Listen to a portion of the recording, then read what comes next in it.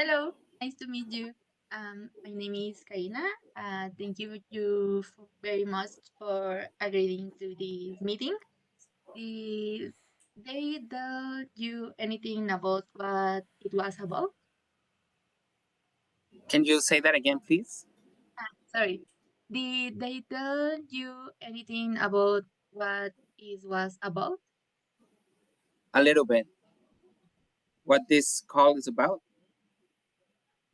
Oh, okay. Well, it is for the final project. We are talking English class. To the finished course, we have to do an interview with a native speaker. So, who are today? How how do you feel about being interviewed? It's very good. I don't mind being interviewed at all. Okay, okay. So I don't know. Ivan, let's go. Hey, I think it's Alejandro Okay. because he wants Yes. to question about your interest. Yes. I have a question with the fun and personal interests of you. Um, the first, what are your hobbies or the interest? So, being of Mexican descent, I like to play soccer. That's one of my main hobbies. Talking about sports. I also like to read. I'm an accountant, so I have to read a lot about the law, and fiscal law, and taxes, and all that good stuff. And that's basically all the things that I love to do. Oh, okay. Talking about the sports, what's your favorite sport? My favorite sport it's soccer. So Okay. that's And you like other sport and you practice another sport? the only sport that I practice is soccer, just because that's the only game that I like. But I can also watch some football, maybe some baseball. I'm not that much into basketball and all the other sports. I don't like them as much. I can watch them, but that's about it. Oh, okay. The next question. Do you have a favorite food from your country that you like to cook or eat? Can you repeat the question, please? See, yes, sir. Do you have a favorite food from your country or that you like to cook or eat? A favorite food. Being from Texas, I guess the favorite for all Texans would be barbecue brisket. That would be my favorite. The brisket is very delicious. Yes, thank you. In Mexico exists one guys. How do you say carne? Beef? Carne? Meat? Yes, beef. Yeah. Yes. Meat? Okay. Similar. It's the name is oh, tacos. I don't know. The next question. What is your thing with the more people can know about your culture? The main thing people can know about my culture, I guess, there's a saying here in Texas that says everything is bigger in Texas. So we like to do things on the bigger scale. We have big trucks, a lot of food. Everything is just out of size just because the state is so big. So we kind of adopted that. One thing, if you want to talk about culture, more specifically in Texas, would be the that everything is big. Everything is just you're gonna find everything that's gonna be so I don't know how to say it so you can understand it.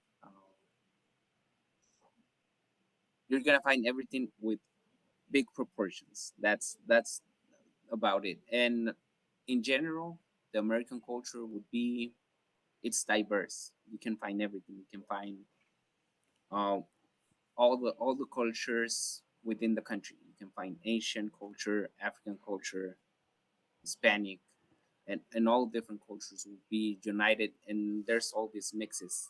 that you will be able to see. Yes, America is a word in the country. Yes. Next, guys. Okay. Thanks. You're welcome. Yeah. So my turn. Okay. I need your opinion. You know about the Mexican culture and United States culture. So, what do you think about the people in the difference between USA and Mexico? Difference between the US and Mexico. Being of both cultures myself, having having Mexican parents would be that everything is more in related to family. Talking about the Mexican culture would be that everything is about the family. There's a lot of like love and unity and all that. And for the American culture would be the independence.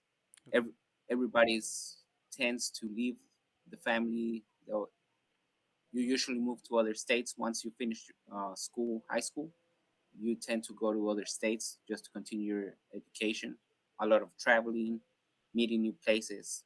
So if you want to say one main difference between Mexican and American culture would be that Mexicans tend to be more into family and the Americans tend to be more independent. Okay. Okay. Thanks. Now, what advice would you give to someone to visiting your country? In this case, Texas. One advice: Yeah, maybe some place to visit or to stay here. come with time because there's a lot of things that you need to see, and just because the state is so large, some of the problems would be the that when you try to visit one place and then you try to go to another place, it's kind of far away. So my advice would be bring time and just be hungry because there's a lot of food. There's a lot of food, and that's basically it. Just have time, have a good time, and also if you like the weather, if you like the hot weather, you should come during this time. If you like cold weather, like winter and all that, you should come definitely like Christmas or maybe by the end of the year. Because right now it's really hot. It's well, as of today here in Forney, which is in Texas, we are almost 100 degrees Fahrenheit. So I think that's about 40 degrees Celsius Yeah, in Mexico. so it's really hot. So just check the weather. That would be one thing. Okay, okay. So, are you team cold or or hot? I'm all for cold. I don't Hot. like the hot weather. No, it's too hot. Okay, okay. And tell me about how is live in two countries, or how do you feel when you need to go to another country? Can you repeat the question, please? Yeah, yeah. How do you feel when you need to go another country? When you travel to Okay, when Texas I travel, or so when I travel, um, I've been to some places in Mexico, like Cancun and all the beaches. My family is from Mexico City, so I go there a lot. It's I guess being from both cultures, it's nice to see where you come from, at least for myself, and it's just different. You get to see a different lifestyle. Talking about the lifestyle of Mexican people, like I said before, it's a lot of family family related. Like you visit family, you can see that they're all together. You can see that there's cousins and grandpas and grandmas and mom and dad, and it's just one big family. That doesn't happen in the US. That's it's mostly little families, like maybe 4 or 5 people. So whenever you visit a country like Mexico, it's like when you have a family reunion, it's like 50 people in the house. So it's different, but it's nice to see that there's unity and all, and that everybody's having a good time. Okay, thanks. Thanks for your answers.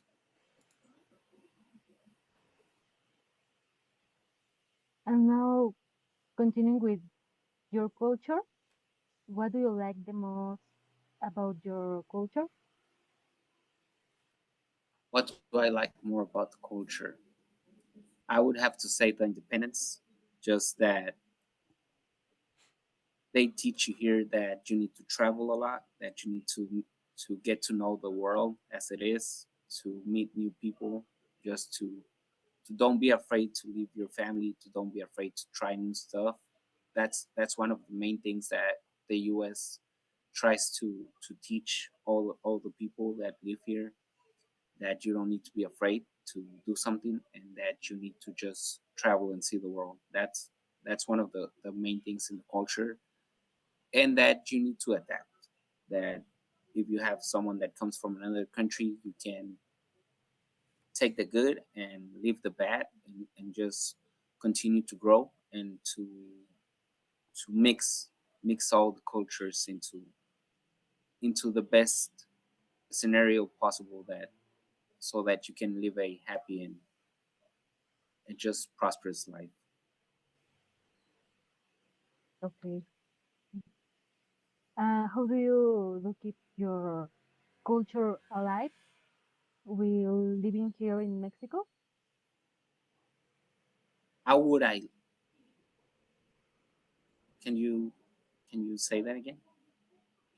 How do you keep your culture alive while living in Mexico? Okay, so when I go to Mexico, how do I keep my culture? At least for myself, being a foodie would be eating the food that I make. I try to always, um, whenever I'm doing American food, is just go all American. So because sometimes people will mix the food and just try to do different things. So one thing to continue my culture would be to just do the traditional American way. That would be one of the things. At least for myself, I like to read, just to continue to see what's going on in the country. When I'm not in the U.S., I like to continue looking at the news, looking at what's going on. If there's any new events, or anything related to government, anything related to taxes and all that, I just like to keep in touch with it. And that's basically it for myself. Yes. When you visit Mexico, what is the difference that surprised you in the culture? The difference that surprises me whenever I visit. Hmm, that's a good one. So just seeing that everything, at least in the city, in Mexico City, is that everything is crowded. There's a lot of people, but somehow everything works out, and that even though that everything is packed and there's traffic and there's all these things that I'm not used to, you can still have a good time. That's one of the shocking things, just because everything is so small and there's a lot of people. That's one of the things that tends to shock me. Okay, yes, wait, the I think there is the most important thing that um, difference in the country. But I agree with you.